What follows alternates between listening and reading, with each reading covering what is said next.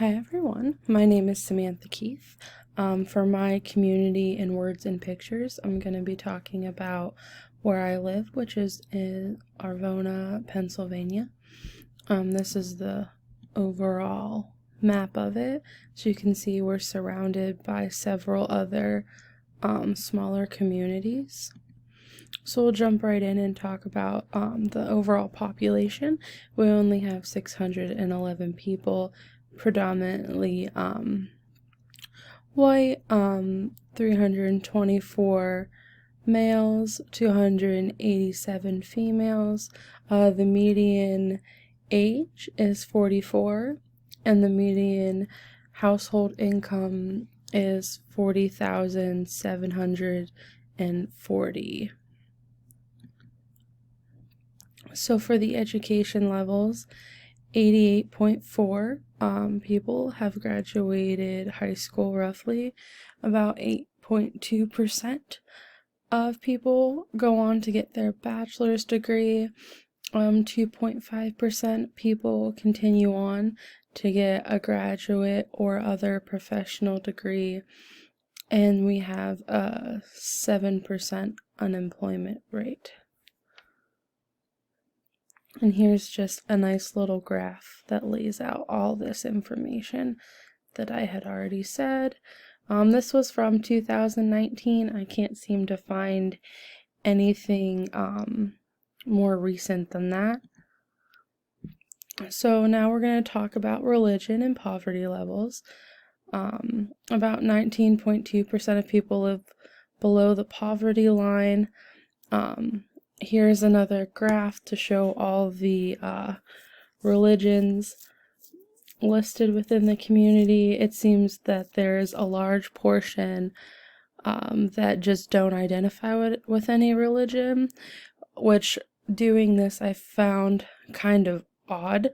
Now this is back in 2010. I couldn't again find anything recent, but there are a lot of churches in our small town, which it's not very big, but there are at least, I would say, 5 to 6 churches that immediately come to mind. So when I was doing this research and I found this graph, I was like, oh, that's really surprising, because I can think of several different places, and almost everyone I know within the community immediately surrounding me, I know participates in some sort of religious ceremony.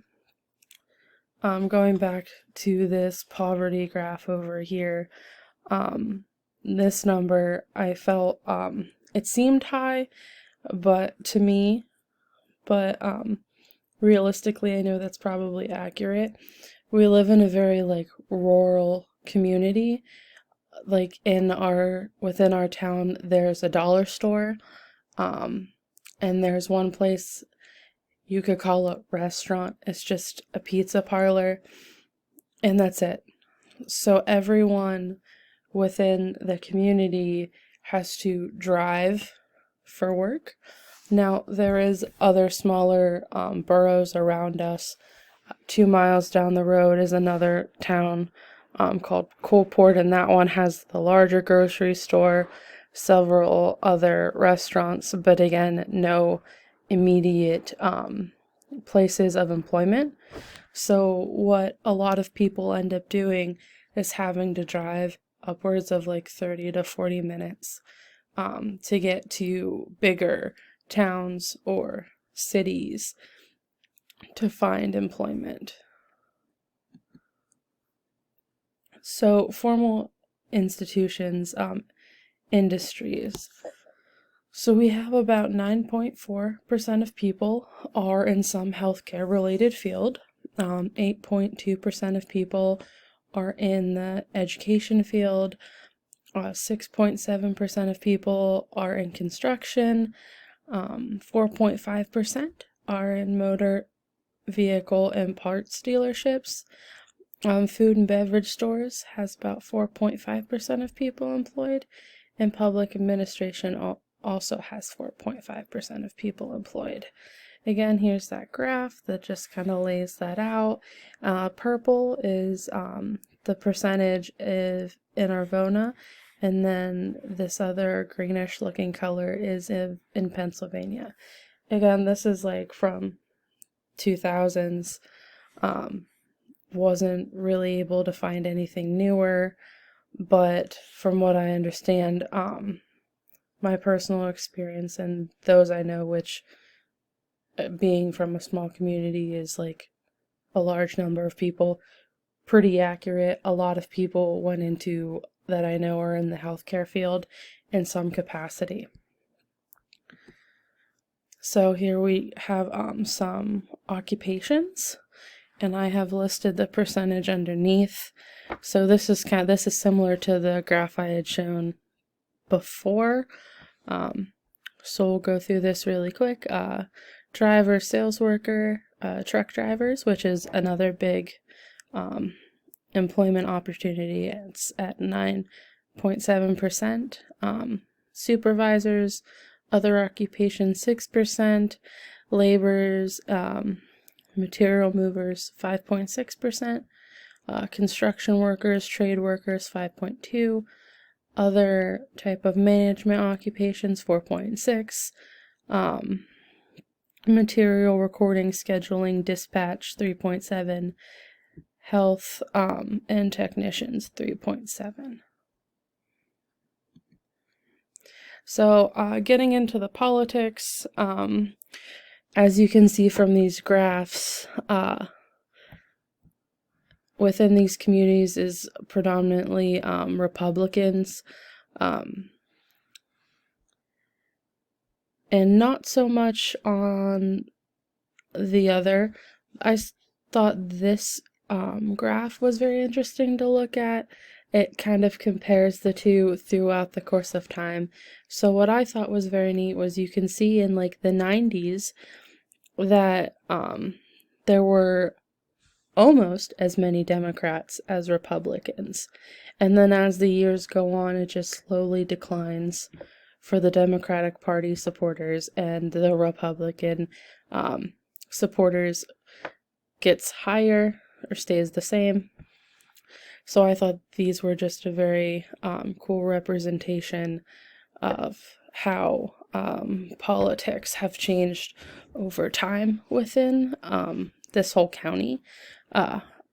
Overall, I would say the people that I know that voted within my community were all voted for the Republican Party, which is nice, but one of the drawbacks from being in such a small community is many people tend to be rather close-minded, so not so open to other ideas or opinions of any kind. So now we're going to talk about some community functions. These are the three that typically always happen, although now with the whole COVID, last summer I know they didn't have any of these, but hopefully this summer that they will. I know for sure that they're going to have the street fair, but Arvona always has a car show and all the proceeds, they have different auctions going on, they have food options, and all proceeds go to the local fire department. This one is the street fair. This one actually takes place in the neighboring borough of Coalport, but a lot of people just kind of from our town go over there because it's a whole affair. They typically always do this, and different vendors support local businesses. And then the craft show, that's in Arvona Park actually. They just started this a couple years ago, and it's again to promote small businesses within the community, and such things like that. So, as I said before, being a small community, we have next to nothing in our town, all houses except before, like I said, there's like a dollar store and like a pizza place, and that's it. So, but there are some really interesting things locally within like the next several miles. So one of these is Prince Gallitzin State Park. Also, locals call it Glendale Lake. That's about maybe 10 minutes, if that, away from Arvona. So in the summer, you're pretty much almost any time of the year when you can go fishing. They have a beach area where you can go swimming, really nice picnic areas. They have campgrounds. I know a lot of people that come from hours away just to go camping. They have a place to do boat and kayak rentals. Another one that's really popular is called Rock Run Recreational Park. So that's for like four-wheelers, ATVs. You pay so much money. They have a whole course set up. You just go out and have fun. And the next one is Del Grosso's Amusement Park, which is exactly what it sounds like. It's rides, and they have a water park, so a lot of people that come up to visit for whatever reason, or local people, often go there in the summertime. So this is just an aerial view of what Arvona looks like. Like I had mentioned before, very rural area. I'm sorry. Lots of trees, houses sporadically set apart. Not much here, as I said before. I hope you're able to see this little dot here. Now that I have it blown up, it's very tiny, but that's the map view of Arvona. As I said before, we have other surrounding like little towns that still aren't very big. Like right there is Coalport, that's about maybe 2 miles away. Down here you have Houtsdale, that's about maybe 20 minutes away. So we're close to a lot of other smaller towns, which is nice because they have a little bit more things than we do. As I said before, the main grocery store is in Coalport, so there's always other local towns where you can go and have your needs met. So the good community assessment part, I had reviewed the fact sheet and I determined that overall I live in a good community. So one of the key elements on the fact sheet is safety. So when I was doing research, finding statistics on my town, I found very little crime statistics for Arvona. In my 24 years, I don't ever recall there ever being a quote-unquote crime. I'm sure at some point there was. No place is perfectly safe, but I cannot remember any type of crime ever committed that I would know of. Another element on the sheet was predictability. So one of the things I feel that comes with living in a small community is knowing everyone, which I think gives a sense of predictability. Every day is almost the same. There's no random people that just come up. There's nothing that's very like out of the ordinary. And if something does happen that's very out of the ordinary, everyone's talking about it. So no one's like isolated, dealing with really different things on their own. So another element that I thought made my community a good community is the close relationship that binds the members together. I've said it a lot during this presentation, but everyone is familiar with everyone else within the community, which is sometimes can be negative because you have that small town gossip, everyone knows everything type of deal, but also it can be very positive because it's a sense of building each other up. So I have a quick example here where a community member found out that one of their family members had cancer. So the community came together and set up a fundraiser to help raise money for this family. So it's circumstances like that that make you very grateful for living in such a small town.